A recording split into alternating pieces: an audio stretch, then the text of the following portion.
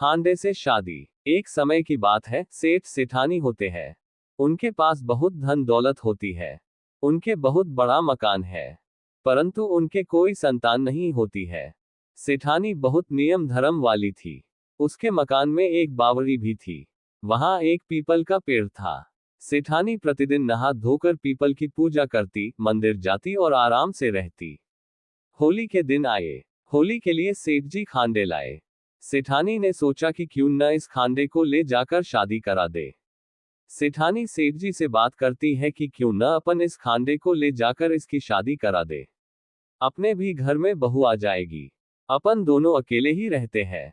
बहू के आने से घर में खुशियां जाएंगी। सेठ जी बोलते हैं कि खांडे से कौन अपनी बेटी की शादी कराएगा। सेठानी बोलती है कि नहीं, शादी तो करानी है खांडे की। अपने महाजनों में व्यापार करने विदेश तो जाते ही हैं। आप तो लड़की पसंद करके आओ। सेठानी के बहुत बार कहने पर सेठ जी लड़की देखने के लिए चले गए। सेठ जी एक गांव में गए।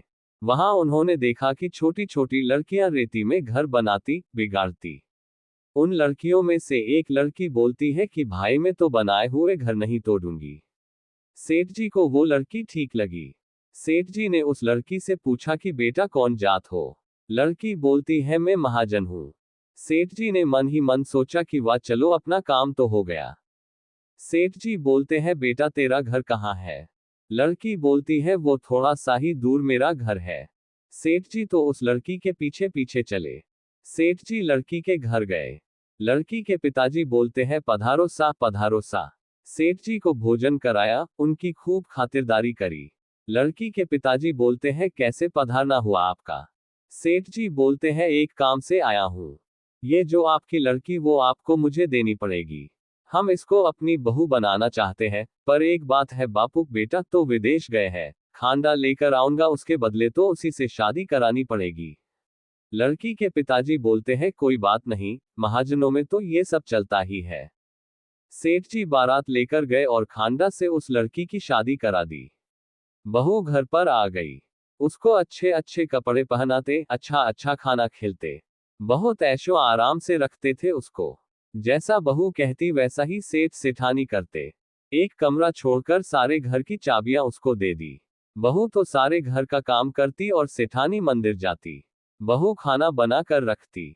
सेठानी जब मंदिर से घर आती तो दोनों सास बहू साथ में ही भोजन करती। बहू को बोलकर रखा था कि होली की आग कभी बुझने मत देना। एक दिन आग बुझ गई। वो भागी भागी पड़ोस में गई और बोली भाभी जी मुझे थोड़े जलते हुए कोयले वास्ती दे दो। पड़ोसन बोलती है कि ओहो आओ बिना पति की बहू। बहू कहती है कि नहीं, वो तो परदेस गए हैं। पड़ोसन कहती है कि इनके तो कोई औलाद ही नहीं है। सेठानी तो बांझ है। पड़ोसन बोलती है कि तुम्हारे को सब कमरे की चाबी दे रखी है क्या। वो बोलती है कि हाँ, बस एक कमरे की चाबी नहीं दे रखी है जिसमें कि वो स्नान करते हैं। एक दिन बहू सेठानी को कमरे की चाबी रखते देख लेती है और ताला खोलती है तो क्या देखती है कि अंदर एक बावड़ी है, एक पीपल का पेड़ है, शिवजी का मंदिर है, वहां वो खांडा रखा है। उसने सोचा ओहो, इस कमरे में तो छुपाने जैसा कुछ भी नहीं है, बावड़ी की वजह से ही मुझे चाबी नहीं दी होगी। परंतु पड़ोसन बोल रही थी कि ये तो बांझ है, ऐसा करती हूँ कि नहाकर इस खांडे को लेकर बावड़ी में गिरकर मर जाती हूँ। जैसे ही वो कूदने लगी आवाज आई नहीं। उसने सोचा ऐसे ही लगा होगा और फिर कूदने लगी। अंदर से आवाज आई हत्या मत कर। उसने इधर उधर देखा, कोई नजर तो नहीं आता, कौन बोल रहा है। उतनी देर में पीपल के पेड़ में से एक सुंदर कुंवर निकला। कुंवर ने कहा चौपड़ पासा खेलना। बहू बोली हाँ खेलना। अब तो जब प्रतिदिन सासू जी मंदिर जाए तो बहू भी कमरा खोलकर अंदर जाए, नहाए, पीपल की पूजा करे, कुंवर आवे, उसके साथ चौपड़ खेले, उससे बात करे। इससे बहू को खाना बनाने में देर हो जाती। सासू जी मंदिर से आ जाते और खाना भी नहीं बनता तब तक। एक दिन सासू जी ने बोला कि बेटा आजकल इतनी देर कैसे हो जाती। कुछ नहीं, सासू जी नींद आ गई। सेठानी बोलती है कि वह कोई बात नहीं। ऐसा करते करते कई दिन व्यतीत हो गए और फिर एक दिन वह गर्भवती हो गई। बहू ने कुंवर से पूछा मेरे पिया खबर भेजूं अगर आप सबके सामने बाहर आओ तो। कुंवर ने कहा हाँ भेज दो। बहू ने सेठानी को बोला अपने आगरनी करनी है जो पिया खबर भेजो। ये सुनकर सेठानी डर गई। अब आगरनी में कौन बैठेगा? ये क्या हुआ? इज्जत बिगड़ जाएगी। फिर भी उन्होंने बहू के पिए चिट्ठी भेजी। आगरनी है जो पिए वाले तो खुश होकर धूमधाम से मायरा लेकर आए। सब कहने लगे कि बेटा बेटी कुछ तो हुआ नहीं, बेटा कहाँ से आ गया। बहू ने बावड़ी वाला कमरा खोल दिया। ढोल बजने लगा।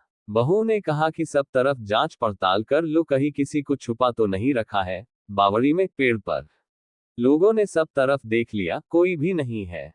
सब लोग देखने लगे कि ढोल बजा और पीपल में से सुंदर सा कुंवर निकला। गृह शांति करी, ठाट बात से मायरा पहना। सब बोलने लगे कि सेठानी के ऐसा सुंदर लड़का था, पर किसी को पता भी नहीं चला। सासुजी ससुरजी ने बहू के पैर पड़े और बोले कि तेरी किस्मत से हमें लड़का मिला। बहू ने कहा कि आपकी किस्मत और पूजा पाठ से मुझे पति मिला। हम भी यही प्रार्थना करते हैं कि हे पीपला, परमेश्वर जैसी उस पर दया और कृपा करी वैसी सब पर करना।